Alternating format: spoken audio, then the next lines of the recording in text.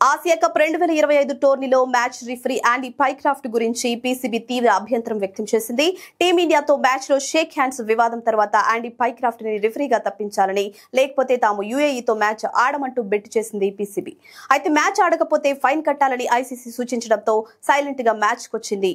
Super 4 round లో India Pakistan మధ్య జరగబోయే మ్యాచ్ కి కూడా యాండీ పైక్రాఫ్ట్ రిఫరీగా వ్యవహరించబోతున్నాడు. పీసీబీ ఎంత ప్రయత్నించినా ఐసీసీ రిఫరీని మార్చేందుకు ఆసక్తి చూపించడం లేదు. అయితే భారత క్రికెట్ బోర్డు ఐసీసీ అనుమతి లేకుండానే రిఫరీని మార్చేసింది అనే విషయం చాలా మందికి తెలియదు. ఇది 2001లో జరిగింది. భారత జట్టు 2001లో సౌత్ ఆఫ్రికా టూర్ కి వెళ్లింది. సెంచూరియన్ టెస్ట్ లో భారత కెప్టెన్ సౌరవ్ గంగూలీతో పాటు సచిన్ టెండూల్కర్, మరో 4 క్రికెటర్లు క్రికెట్ నియమావళిని ఉల్లంఘించి ప్రవర్తించారని వారికి పెనాల్టీ విధించాడు మ్యాచ్ రిఫరీ మార్క్ డెన్నిస్. అయితే ఏకంగా 6 క్రికెటర్లపై ఫైన్ వేయడంపై భారత జట్టు తీవ్ర అభ్యంతరం వ్యక్తం చేసింది. పక్షపాత వైఖరితో వ్యవహరిస్తున్న మార్క్ డెన్నిస్ ని రిఫరీ పొజిషన్ నుంచి తప్పించాలని బీసీసీఐ ఐసీసీని కోరింది. అయితే ఐసీసీ ఈ విన్నపాన్ని తిరస్కరించింది.